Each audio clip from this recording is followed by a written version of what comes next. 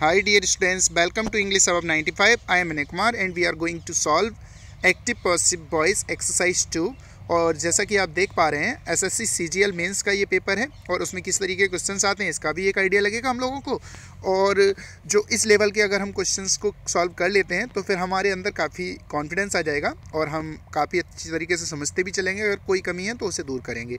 Did everybody miss the first बस, तो इसको हमें पैसिव में लेना है, ठीक है। तो did everybody miss the first बस, तो जब भी हम किसी इंटरोगेटिव क्वेश्चन या फिर इंटरोगेटिव सेंटेंस को पैसिव में बदलते हैं तो इसका मतलब ये नहीं है कि वो असर्टिव बन जाए, है ना।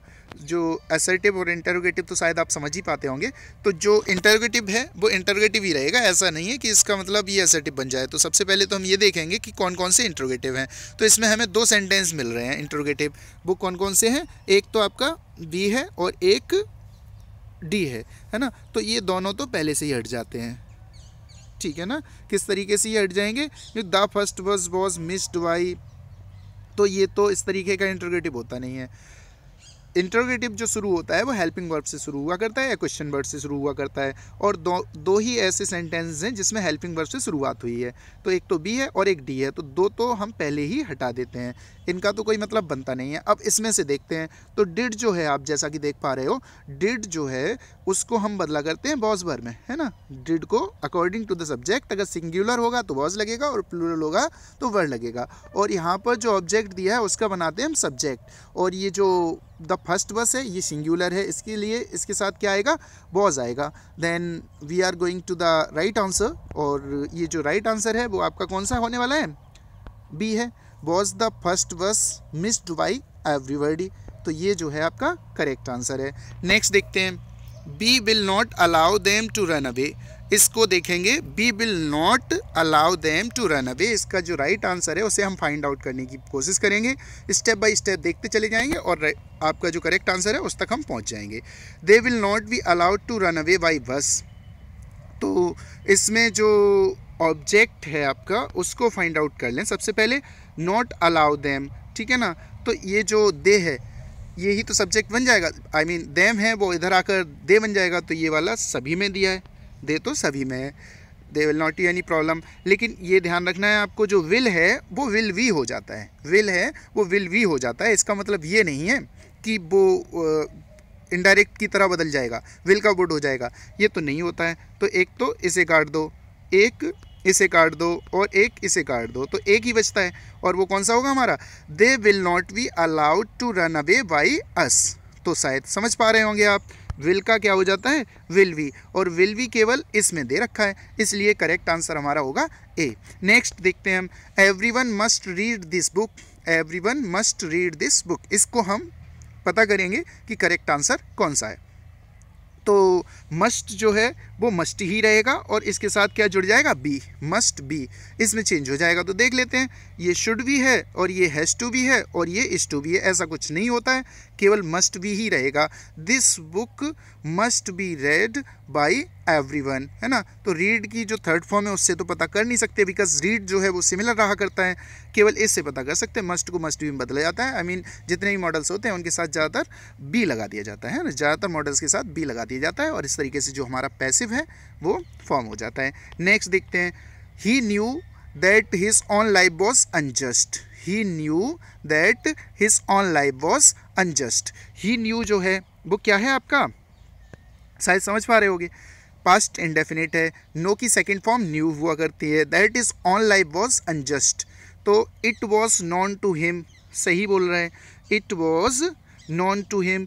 अभी यहाँ पे एक चीज़ और देख लेंगे, नो बाई हिम नहीं होता, नो जो होता है उसके साथ टू प्रेपोजिशन लगा करता है, तो ये शायद सही है। He knew that his own life was unjust, it was known to him that his own life had been unjust. अब ये जो हैड बीन है ये प्रॉब्लम क्रिएट कर रहा है, बॉस है ना, और इधर हैड बीन, ये क्यों बदल गया। ये जो हुआ करता है वो हमारे किस में होता है, डायरेक्ट इनडायरेक्ट में हुआ करता है, ना कि एक्टिव पैसिव में हुआ करता है। तो फिर इसको हम नहीं कर पाएंगे, ठीक है। इट वॉज नॉन बाई, हमने कहा बाई तो आता है नहीं, ठीक है ना। जैसा कि आप देख पा रहे हो, नो के साथ बाई का यूज़ नहीं होता, बल्कि किस प्रेपोजिशन का यूज़ हुआ करता है, टू का हुआ करता है। तो नेक्स्ट टू जो है वो इसी में लग रहा है, तो ये यहाँ पर भी बाई लगा है तो ये भी हट जाएगा, ऊपर वाले में बाई लगा है तो ये भी हट जाएगा, और इसे हम लोगों ने पहले ही गलत कर रखा है ना, इसकी वजह से तो ये भी हट जाएगा। तो करेक्ट आंसर हमारा क्या होने वाला है, सी।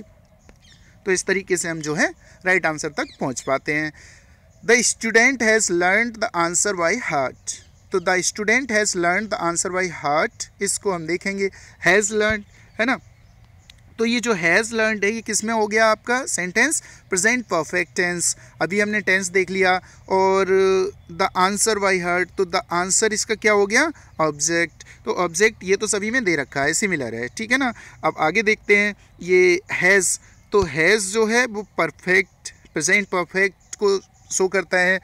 तो हमें प्रेजेंट परफेक्ट को जब भी बदलना होता है तो हैज़ को हैज़ बीन कर देते हैं और उसके साथ थर्ड फॉर्म लगा देते हैं। तो एक ही चीज़ देख लेते हैं, इसमें क्या लगा है, वॉज लगा है, इसमें इज़ लगा है, ठीक है ना, और इसमें वॉज लगा है, ऐसा कुछ नहीं हो सकता। तो इसी में केवल क्या लगा हुआ है, has been learned by heart by the student. तो ये वाला जो होगा हमारा करेक्ट आंसर होगा। जैसा कि आप देख पा रहे हो 5 का जो आंसर होगा वो क्या होगा हमारा, डी होगा। नेक्स्ट देखते हैं, the old lady touched and patted the cow.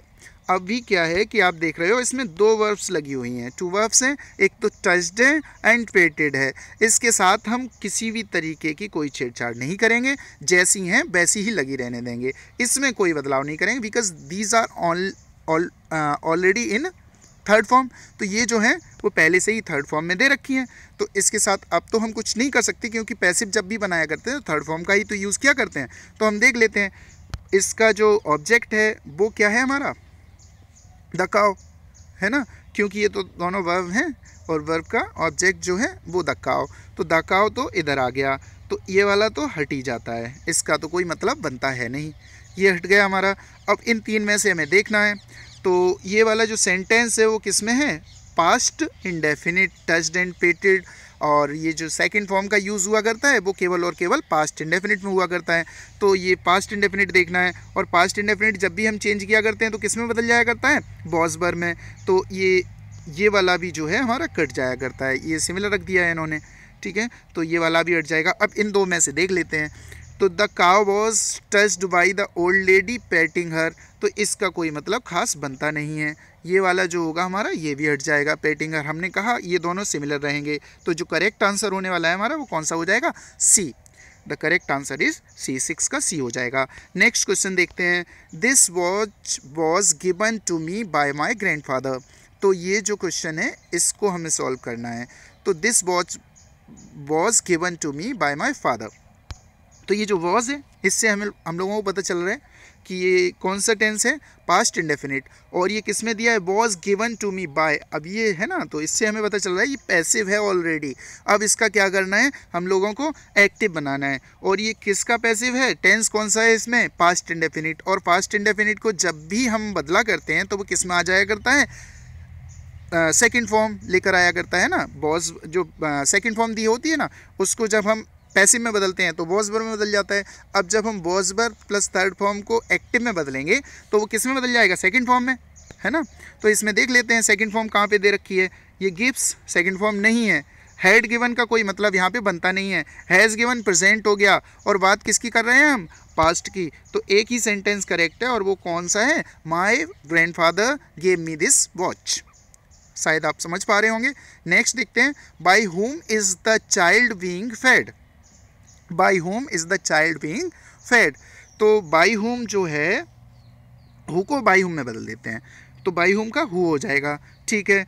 Is जो है, इज़ है ना, तो इज़ को अगर हम एक्टिव से पैसिव बनाते हैं, हमने जो कहा वही सुनिएगा, एक्टिव से पैसिव बनाते हैं तो इज़ को इज़ बीइंग बदल देते हैं, दैट्स करेक्ट, इज़ को इज़ बीइंग बदल देते हैं।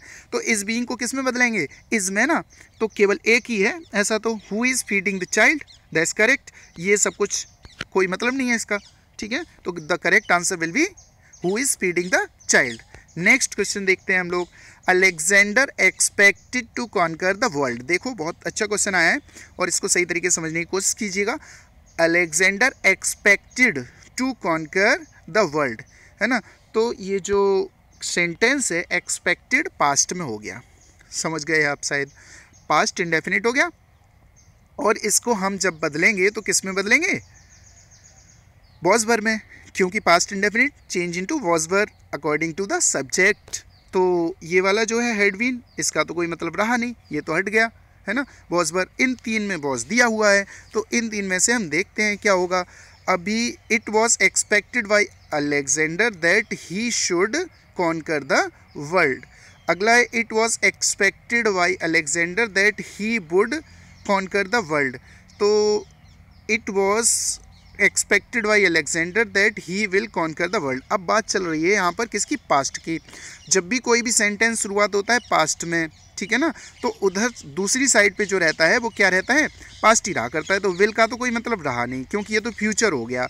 अगर शुरुआत किसी सेंटेंस की पास्ट में हुई है तो बाद वाला तो जो है पास्ट में ही रहेगा, फ्यूचर में तो कभी नहीं जा सकता। तो एक तो हट गया, ठीक है ना। अभी अगर हम देखते हैं शुड, तो ये जो शुड हुआ करता है ये आई और वी के साथ यूज़ हुआ करता है मोस्ट ऑफ द टाइम, इसलिए यहाँ पर भी ये जो है कट जाएगा, इसका भी यूज़ नहीं कर सकते। The correct answer will be there B, it was expected by Alexander that he would conquer the world. वो जो है पूरे संसार को जीत लेगा। तो ये जो था एक्सपेक्ट किया गया था किसके द्वारा, अलेक्जेंडर के द्वारा। अगला देखते हैं, she begins her day with a cup of coffee.